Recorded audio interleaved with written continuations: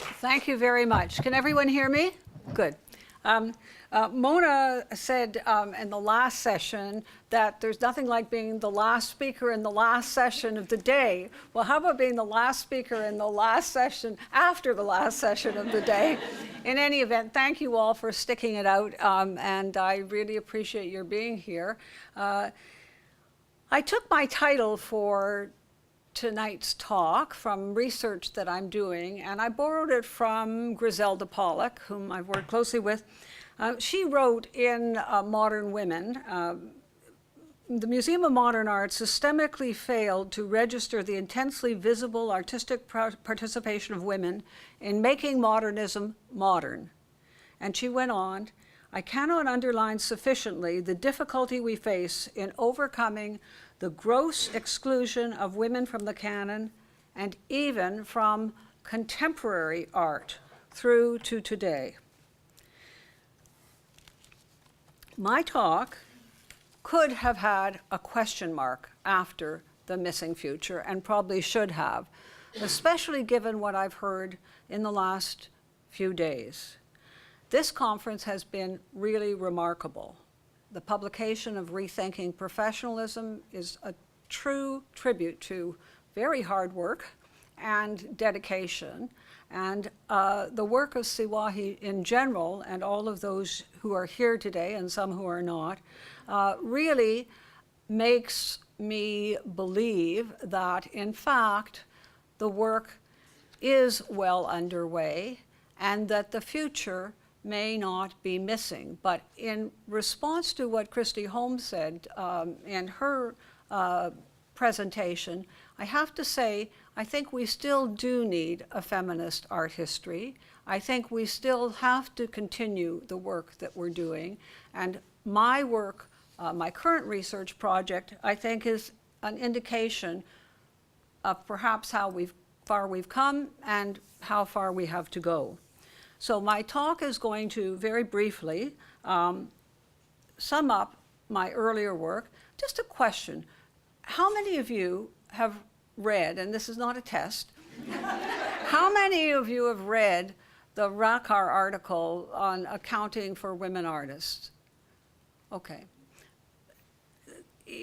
I'm basing it on that. I just wanted to get an idea of, who's familiar with it, but I will sum very briefly up what that work was about. In 1999, I wanted to say first that another title for this paper could have been Who Counts and Who's Counting? And I wanted to point out that I started counting in 1997 when I was invited to participate in an international conference talking about the status of women artists at the millennium. And on that occasion, I looked at women artists in a variety of disciplines: contemporary composers, theater directors, playwrights, and visual artists. Given my background, history, and interests, I became very engaged by what I saw, and a little bit shocked, more than a little bit shocked, about what I discovered about the status of women artists. And that's when I started counting. I want to tell you, I hate counting. The narrowness of the lens is very frustrating. The issues of what is not addressed are critically important, but I have continued counting, and as frustrating as it is, I think it is a very important thing to do for us to be aware critically of where we are at a given moment in time. So in 1999, in the essay that I referred to, I'm just going to get this water. Oh my God, that's not the one you told me. I focused on the institutional nature of discrimination and its impact, both economic and ideological, on the lives and livelihoods of women artists. My research was built on the work of others who had asked these questions before, in Canada and internationally: artists, art historians, and curators attempting to redress the invisibility of women in our institutions. Many of you who are here today have done that pioneering work. In examining the visual arts, I determined that I could not rely only on counting, and that I would add to the quantitative element a qualitative element. And so I took the easy way out, and I looked at 3 artists from different parts of the century, the 20th century, whom I had worked on, whose work I was familiar with: Kathleen Month, Joyce Zemans, and Vera Frankel, representing different moments in the 20th century. For institutional practice, I looked at the collecting and exhibiting practices of the National Gallery of Canada. I looked at the granting programs of the Canada Council, and I looked at post-secondary institutional education in Canada, focusing on studio art. And as you have heard from my bio, I have been involved in all of those in a very immediate and direct way, and analyzed in each of those situations, in a hiring capacity, attempting to address the issues of inequity in the historic hiring processes when I was chair and dean of fine arts, then at the Canada Council in terms of granting issues and taking that, looking, in fact, we use what had happened with women artists as a model when we were looking to become more culturally diverse, to represent the Canadian experience and the grants that we gave and the type of grants that we gave. And we looked back to the work that had been done in the 70s by women artists like Jane Martin, analyzing what the impact of jury choice and granting programs were, what the impact was on the actual grants that were given.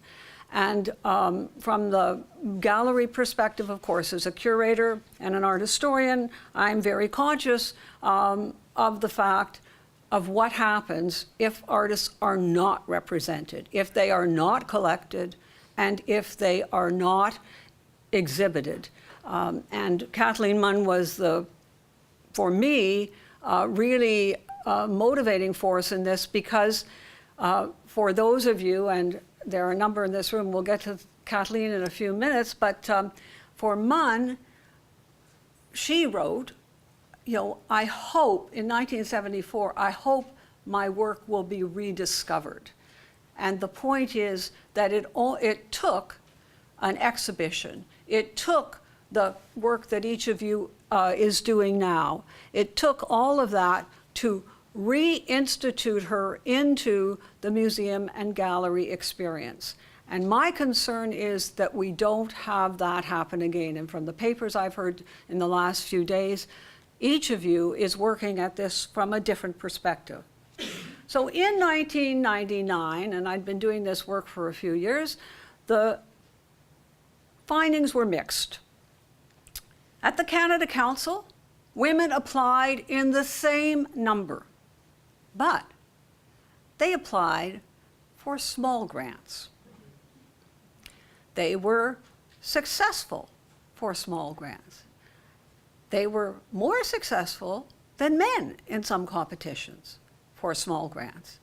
In the mid category, they applied in more or less equal numbers. Actually, in 1 year, 2 more than there were 202 versus 200. So, and they were successful in terms of their male counterparts at the same rate, but they asked for less money. At the senior level, there were twice as many men virtually applying for senior grants as there were women. And the success rate for women was significantly lower, and the money that they received was lower. So in fact, the problem was perhaps less the granting system than the expectation of the women who were applying. And you may have read recently a survey of university students which showed that women's expectations in the general population as of the fall of 2011 were significantly less than their male counterparts in terms of what the opportunities were, how they would move through their careers, and what they would earn. So we can't only single out women artists, but we have to understand what the impact of that is throughout the system. And I just want people, I want you to be aware of that as we go through, that it's a broad issue. In the post-secondary institutions, and a number of you were teaching in post-secondary institutions at that time, this is the late 20th century, the fact is that in the studio area, many of the women were contractually limited or part-time.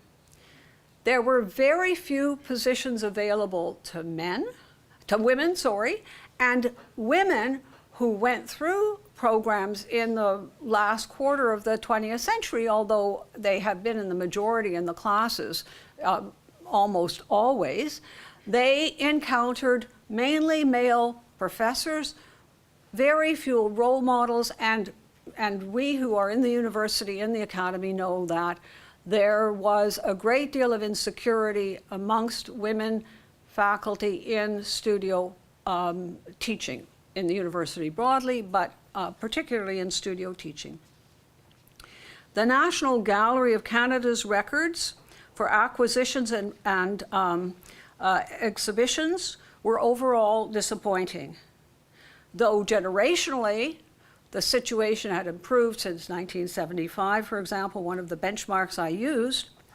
The situation was that, and I looked in this case at post-war collection and exhibition of post-war women artists in Canada, and collection of post-war women. So if you looked at purchases, 25% of the National Gallery's purchases were of women artists. Not too bad. But if you add donations, which, you know, still, even at the National Gallery, is a significant proportion of the work that comes into the gallery, that percentage dropped to 15%. So you know what the historical situation is, and you look at how, or I looked at how we might correct this, or what was happening to remedy this situation, and the answer is not a hell of a lot. In the intervening decade, a great deal has changed. There have been major exhibitions internationally, attempts to understand what the Museum of Modern Art, the Tate, the Pompidou actually had in terms of their collections of women artists, an attempt through the Modern Women Project at the Museum of Modern Art to redefine the collection, to do exhibitions much more ambitious than what happened in Europe, exhibitions that re-articulated the vision of history through the lens of their collection of women artists, and that is an ongoing project. Encouraged by what was happening, and concerned to know what our successors will find 25 years from now when they look back on current practice, I returned to the research, asking the question, what legacy are we creating, and how are we defining the historical present?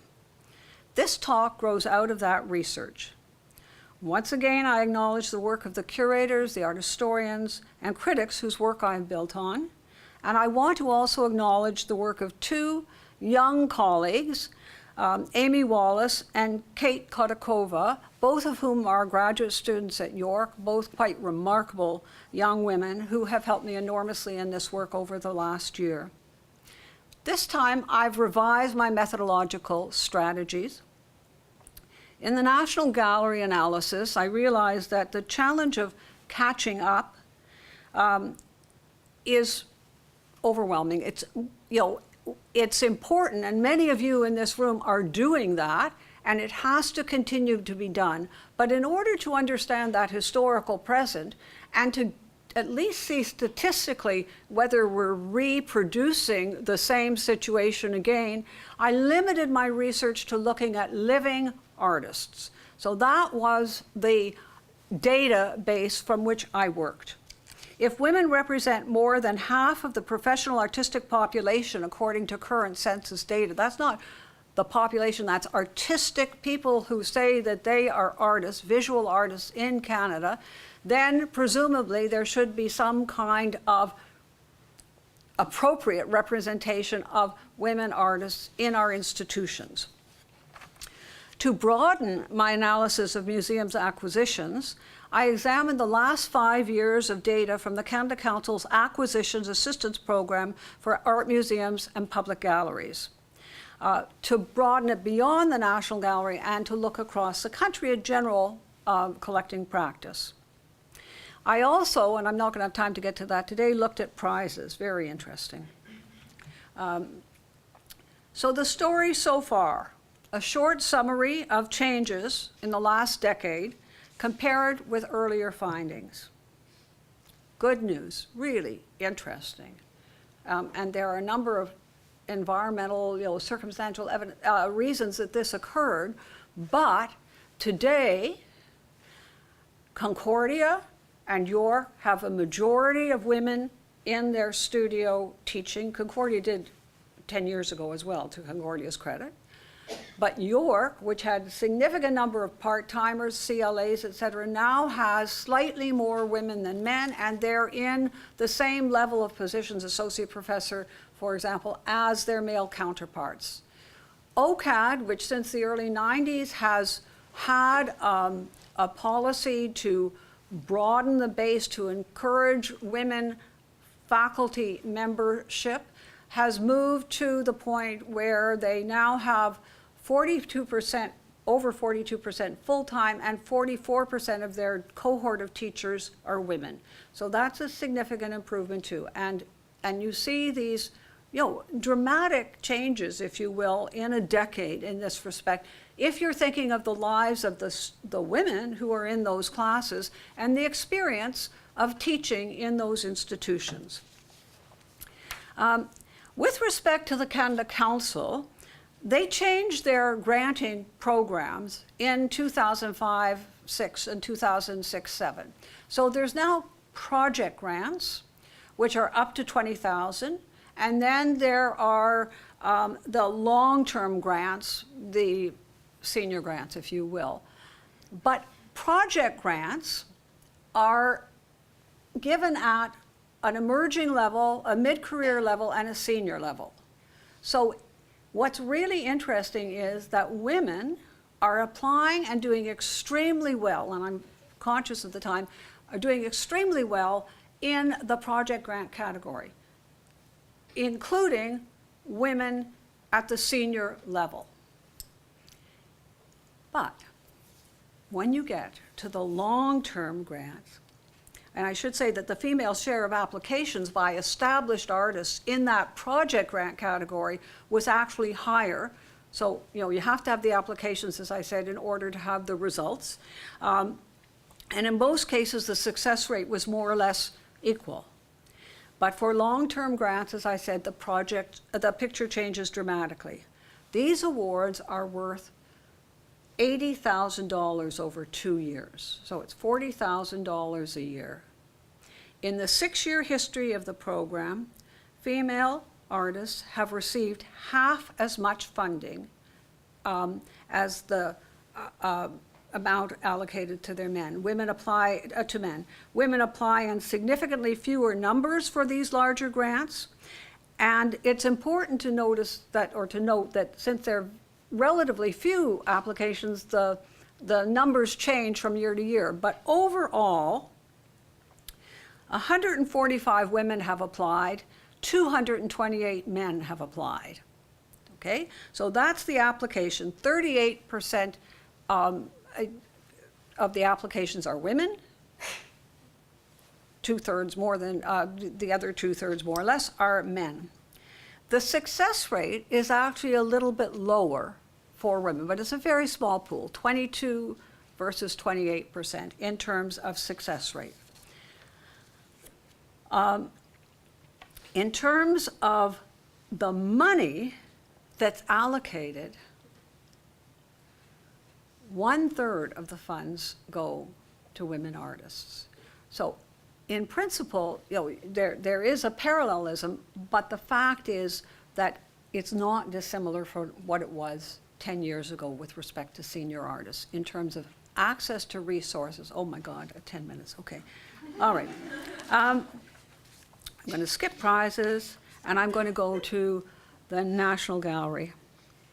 Even though I've shifted to count only contemporary living artists, making the conditions for measurement as favorable as possible to what I consider desirable outcomes, there remains a significant gap in the National Gallery's acquisition and exhibition practices. Examining the record of the gallery for 12 years, from when I stopped to 2011, I discovered that on average the gallery acquires twice as many works by men. In other words, 2/3 of the contemporary works that are acquired are by men. 2/3 of the artists who are collected are by men, are men.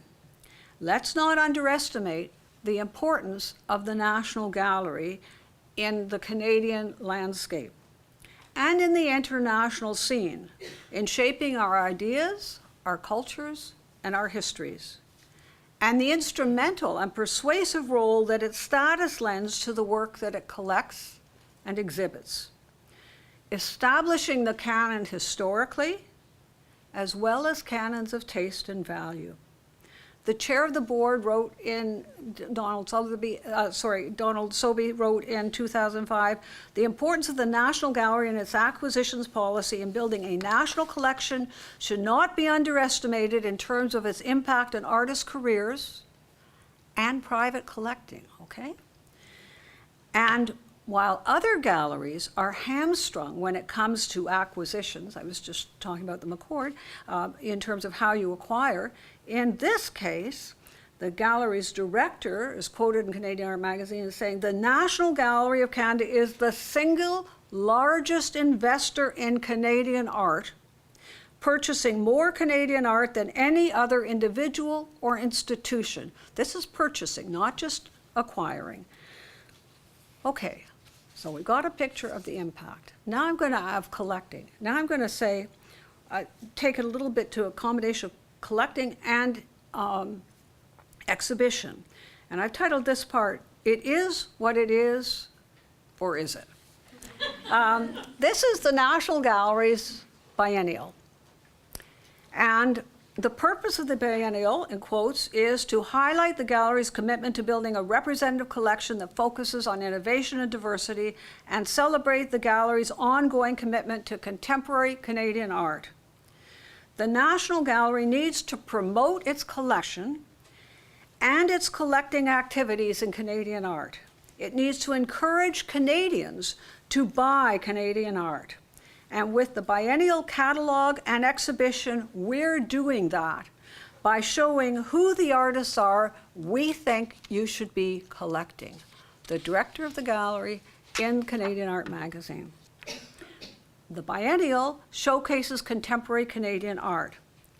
Selected from over 400 works that were purchased by, or acquired, that were acquired by the gallery in the 2 years previous. It was intended to represent the gallery's collecting patterns. So how representative was it? Of the 56 artists shown in the biennial, 32%, 18 were women. Okay. Of the 76 works included, 28% were by women. Now, what's interesting is that, in fact, the statistics for the decade are a little bit better than the selections made for the biennial, because they had 400 works that they were choosing from, and those were the representative figures. 28% of the works were by women, and just let me make sure I'm right, get the number right, and 32% of the artists were female.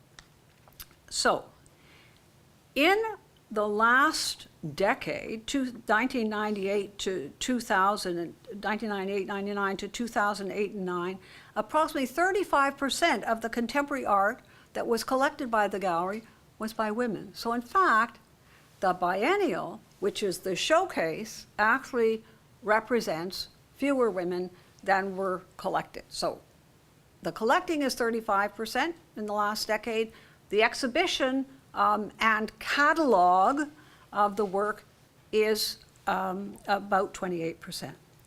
So the question again is, who counts? The director stated, in the past, acquisitions of contemporary art were often not, or at least not immediately exhibited publicly, and that a significant value of the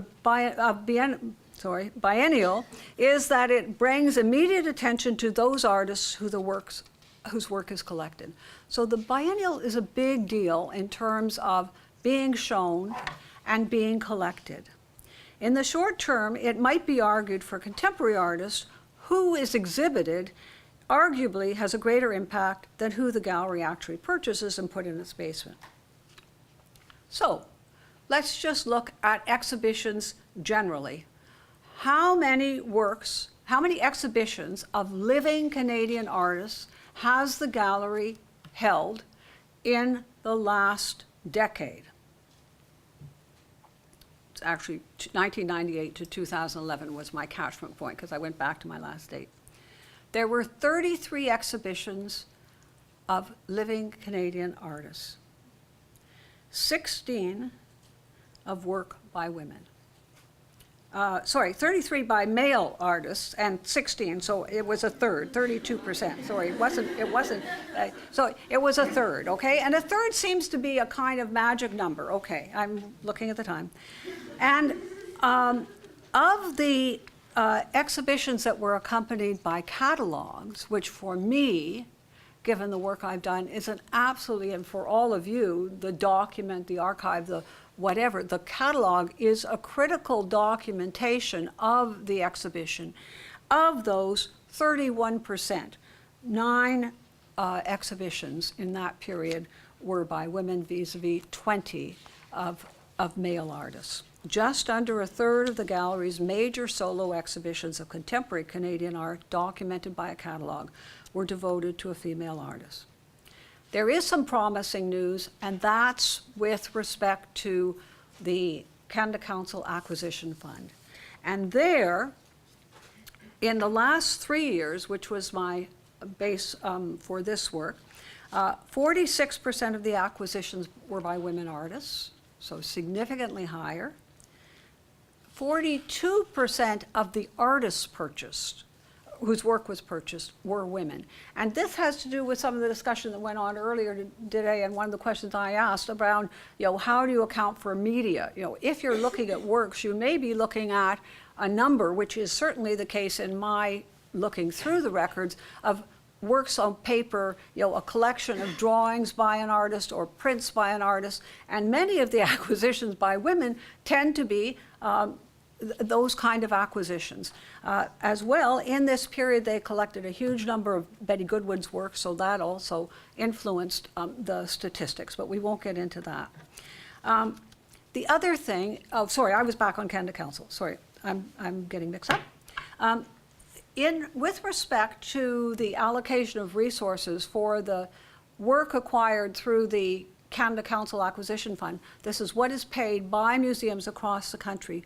33% of the total of funds was expended on works by women artists. So again, we're back to this situation where although more women artists are, on a percentage base, are included, and more women and more works by women artists are included, the average price paid, which has to do in part with medium and the way women work, was significantly lower for women than it was for men. And part of that has to do with medium, part of it has to do with value. It's difficult to assess that entirely. When I look at and I'm very conscious of the time, I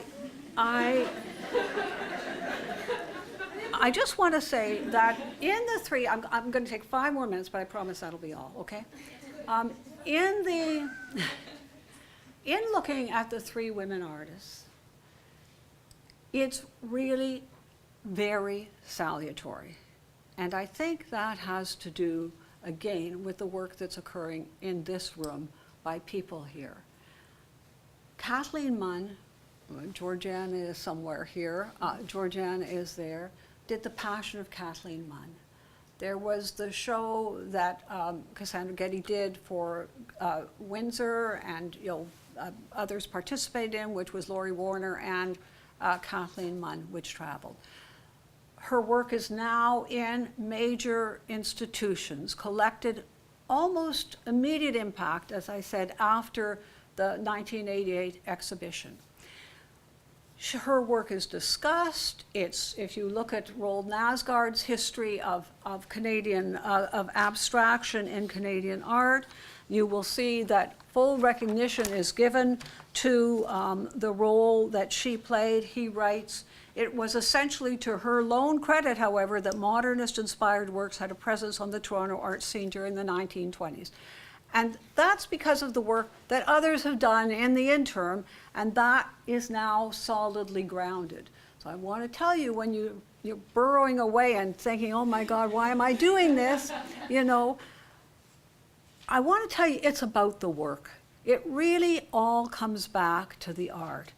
And for me, it's the attachment and the engagement with the art that makes me so passionate about ensuring that it's not lost. When I go back and I found Kathleen Month because Bertram Brooker said he admired her work.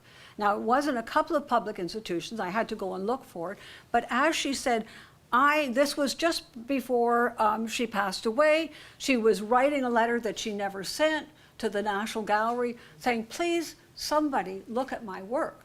You've heard the story, there were various iterations of this, and Charlie Hill never got the letter. She probably never sent it. But the fact is that her archives were preserved by her niece. They're now at the Art Gallery of Ontario. Scholars have access to that. The work is being shown. It's exciting and it's wonderful. Joyce Wieland, who several of you have spoken about today, there's a box set of her DVDs of her films that have been released in conjunction with the 40th anniversary of the National Gallery show. There is in every major journal in Canada and some fewer in the US, there's serious discussion about her work by serious scholars. It's no longer the kind of, problematic discussion of her and her work. There have been several biographies. There's been a film history written of her work. So in that sense, things are changing. And with respect to Vera Frankel, we heard a terrific talk by Amy earlier today on the archives, on the studio, on the importance of archives. And Vera Frankel is an artist, and there's a monograph coming out of her work, on her work. But the fact is that Vera Frankel is an artist who has understood all the things that we've been talking about. The importance, because her research is based on archives. She understands the importance of construction and reconstruction, of engaging with the presence and the legacy. And so her work is, she has given her work to Queen's, and between Queen's and Agnes Etherington, they are exhibiting works, they're doing small exhibitions based on the work. So the legacy is alive and well. And again, I think that's a tribute, in Vera's case, it's a tribute to Vera and to the work that her understanding of this, but it's very much an issue of the fact that her position in this country as a major artist with a practice that has to be recognized and acknowledged and incorporated into our history and maintained in our history is absolutely critical. I just want to say that this talk, which is based, as I said, on the work that I'm doing, has been difficult for me to kind of synopsize it. The problem of using numbers, as I said, is very problematic. I'm giving that to you. Somebody else do it now. I can't do it anymore. But I just want to close with this.